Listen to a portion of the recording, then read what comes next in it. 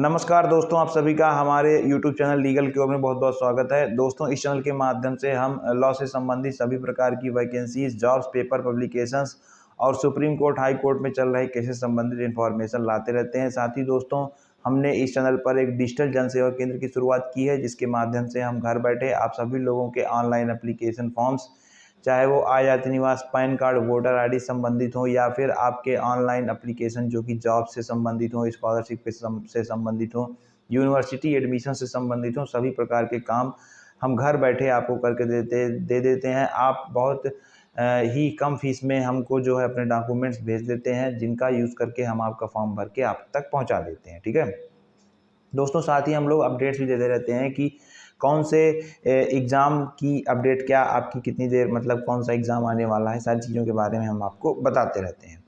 दोस्तों आज हम जिस टॉपिक पर वीडियो लेकर आए हैं वह है एक नई वैकेंसी जो कि निकली हुई है ऑल इंडिया बेसिस पे 10th पास कैंडिडेट्स के लिए। वो है ग्रामीण डाक सेवक की भारतीय डाक विभाग में। भारतीय डाक विभाग जो है दूरसंचार मंत्रालय के अंतर्गत, मिनिस्ट्री ऑफ कम्युनिकेशन के अंतर्गत जो है एक स्वायत्त विभाग है। यह जो है पूरे भारत देश में जो भी डाकघर सिचुएटेड हैं, जो भी डाकघर हैं, जो ब्रांच ऑफिसेज हैं, उनमें जो ब्रांच ऑफिसेज के कार्य संचालक होते हैं, मैनेजर्स होते हैं, उन्हीं की भर्ती के लिए यह जो है विज्ञापन निकल कर दोस्तों सामने आया हुआ है। तो इसके बारे में चलिए हम लोग जो है विस्तार से बात कर लेते हैं।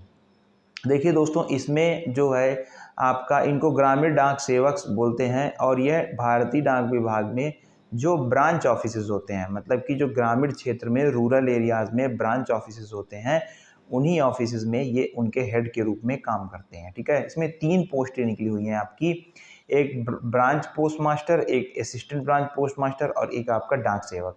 तो देखिए, जो ब्रांच पोस्ट मास्टर होता है वह वहाँ का ब्रांच ऑफिस का हेड होता है, उसी के अंतर्गत सारी बैंकिंग सेवाएं प्रदान करता है डाक विभाग। चाहे वो खाते खोलना हो, मतलब कि देखिए कई प्रकार के खाते खोले जाते हैं डाक विभाग में।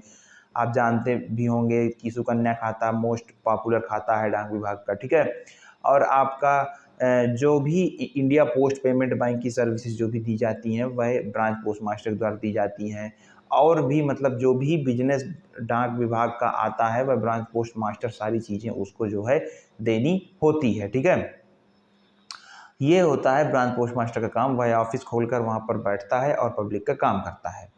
अब देखिए दोस्तों, दूसरा पोस्ट है एबीपीएम, मतलब assistant branch post master. Assistant branch post master का काम होता है डाक को लाना, मतलब कि जब सब ऑफिस से डाक आपको प्राप्त होती है उसको लाना और उसको चढ़ाना, उसको वितरित करना और फिर जो वापस की डाक है उसको वापसी में ले जाके सब ऑफिस में देना। ठीक है, तो यह जो है मतलब कि डाकिया जो मतलब पोस्टमैन जो काम करता है वह ABPM assistant branch post master का वही काम दोस्तों होता है। ठीक है, अब देखिए जो आपका डाक सेवक का काम होता है, डाक सेवक मेनली सब ऑफिसेज में लगाए जाते हैं, सब ऑफिसेज में लगाए जाते हैं जिनके अंतर्गत ब्रांच ऑफिसेज होते हैं।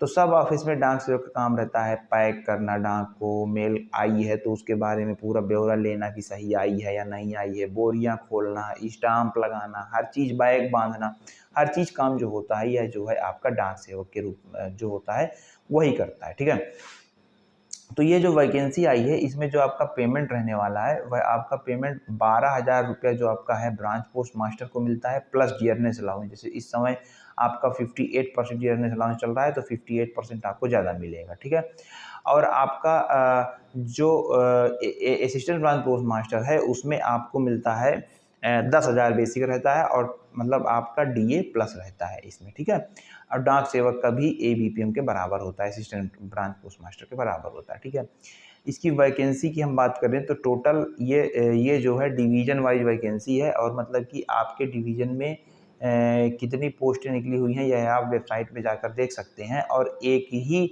डिवीज़न के मतलब कि आप जो है एक ही डिवीज़न में भर सकते हैं फॉर्म। ठीक है, मतलब कि जैसे आपने उत्तर प्रदेश डिवीज़न लिया, उत्तर प्रदेश आपने सर्कल लिया रीजन, तो आप जो है उसमें मोटा मोटा मान लीजिए कि जैसे इलाहाबाद है तो इलाहाबाद डिवीज़न के जितने ब्रांच ऑफिस हैं सिर्फ उसी में आप जो है फॉर्म भर सकते हैं। आप ऐसा नहीं कर सकते हैं कि आप उसमें क्या बोलते हैं आप उसमें जो है मथुरा डिवीज़न का डाल दें या आगरा डिवीज़न का डाल दें, ऐसा नहीं होगा। प्रयागराज डिवीज़न के जितने पोस्ट ऑफिस हो गए सब उसी फॉर्म आप जो है भर सकते हैं, ठीक है। इसमें देखिए जो ज़रूरी एलिजिबिलिटी है वो है 10th की मार्कशीट लगेगी और आपका लोकल लैंग्वेज बहुत ज़्यादा ज़रूरी है। लोकल लैंग्वेज देखिए, जैसे कि मैं आपको बताता हूँ लोकल लैंग्वेज आपकी क्या रहने वाली है। जैसे जब आप लोग फार्म भरेंगे तो आपको लोकल लैंग्वेज का मतलब नोटिफिकेशन आपको लगा दूंगा बगल में, उसमें लोकल लैंग्वेज का एक चार्ट आपको देखने को मिलेगा। उसमें आप जो है देखिएगा कि जैसे उत्तर प्रदेश, मध्य प्रदेश, बिहार, दिल्ली, इनमें सब में हिंदी है लोकल लैंग्वेज, ठीक है। लेकिन आपके जो और स्टेट्स हैं जैसे कि आपका सिक्किम हो गया, उसमें इंग्लिश और या any of the 12 language, Nepali, Bhutan, इस प्रकार की ज़रूरी है, ठीक है। और आपका जैसे वेस्ट बंगाल है उसमें बंगाली ज़रूरी है, ठीक है। आपका जो है राजस्थान है उसमें हिंदी है, पंजाब में पंजाबी है, उड़ीसा में उड़िया आपको ज़रूरी आनी चाहिए, ठीक है। और आपका मिजोरम में मीजो आनी चाहिए। इस प्रकार से जो है आपकी अरुणाचल प्रदेश में हिंदी इंग्लिश तो ज़रूरी है ही, लेकिन 23 भाषाओं के अलावा भी भाषा आनी चाहिए। ऐसे ही गोवा में भी है, ठीक है। झारखंड में उर्दू या हिंदी आनी चाहिए आपके पास, गुजरात में गुजराती आनी चाहिए, ठीक है। और आपका तमिल स्टेट्स में तमिल आनी चाहिए, आंध्रा में तेलुगु आनी चाहिए। इस प्रकार से आपको वहाँ दिखाना पड़ेगा कि आपने 10th तक ये सब्जेक्ट पढ़ा हुआ है, प्लस आपको ये लैंग्वेज दोस्तों आती है, ठीक है। तो इस प्रकार से आप जो है उसमें देख सकते हैं। मैं नोटिफिकेशन लगा दूंगा कि कौन सी लैंग्वेज जो है कौन से स्टेट में आवश्यक है, ठीक है। अब इसकी जो फीस रहने वाली है वह आपकी 100 रुपया फीस रहने वाली है। 100 रुपये आपकी जो है जनरल ओबीसी रहेगी, SC ST की, फीमेल की कोई फीस आपकी नहीं लगने वाली है, ठीक है। इंपॉर्टेंट डेट्स की बात करें तो आपका 31 अगस्त 2026 से इसके फॉर्म शुरू हो रहे हैं और आपके जो है मान के चलिए कि 18 सितंबर तक आप इसके फॉर्म जो है भर सकते हैं। मतलब 18, 19 दिन, 20 दिन का टाइम जो है आपको दिया गया है। और आप जो है ये जैसे आपका 23 और 24 को इसका करेक्शन भी आप लोग जो है दोस्तों कर सकते हैं, ठीक है। अब देखिए इसमें आपको फ़ोटो लगेगी, साइन लगेगा, ठीक है, आधार लगेगा, आपका जो है ईमेल आईडी लगेगी, मोबाइल नंबर लगेगा, 10th की मार्कशीट लगेगी और आपका जो है लैंग्वेज का भी मतलब उसमें डिक्लेरेशन लगेगा, ठीक है। ये सारी चीज़ें इसमें आपकी लगने वाली हैं और इसमें सभी जो है फॉर्म भर सकते हैं। इसकी एज जो है 40 साल तक है, जिसमें एज रिलैक्सेशन भी है। अगर आपको जो है अगर आप ओबीसी हैं तो आपको 3 साल, SC ST हैं तो 5 साल, इस तरह से जो है आपको एज रिलैक्सेशन भी दोस्तों देखने को मिल जाता है। और रिजर्वेशन का भी क्राइटेरिया रखा गया है, रिजर्व सीट्स भी हैं। वेबसाइट में जाकर आप देख सकते हैं कि किस प्रकार कहाँ पर कितनी सीटें हैं और कौन सी सीटें रिजर्व हैं। इसमें आपको प्रेफरेंस देना पड़ता है, उसी हिसाब से आपका सिलेक्शन इसमें दोस्तों कराया जाता है। इसमें जो सिलेक्शन होता है मेरिट बेसिस होता है, इसमें कोई एग्ज़ाम नहीं होता है। क्लास 10th की मेरिट में आपने जितने नंबर पाए होंगे उसी के हिसाब से आपका जो है सिलेक्शन कर लिया जाएगा और फिर आपको बुलाया जाएगा प्रोविजनल इंगेजमेंट के लिए। आप वहाँ पर डॉक्यूमेंट वेरिफिकेशन कराएंगे, प्रोविजनल इंगेजमेंट आपका होगा, उसके बाद आपका जो है नौकरी शुरू हो जाएगी, आपको पेमेंट दोस्तों मिलने लगेगा, आपको काम करना पड़ेगा। इस प्रकार से यह जो है दोस्तों वैकेंसी आपके सामने निकल कर आई है। तो आई होप कि दोस्तों यह वीडियो आपको अच्छा लगा होगा। जो भी लोग यह फॉर्म हमसे भराना चाहते हैं वह हमसे संपर्क कर सकते हैं। डिस्क्रिप्शन में हमारे नंबर दिए गए हैं। मात्र 100 रुपये की फीस लेकर घर बैठे आपका काम करके आपको दे दिया जाएगा। मिलते हैं आपसे अगले वीडियो में, तब तक के लिए धन्यवाद, नमस्कार।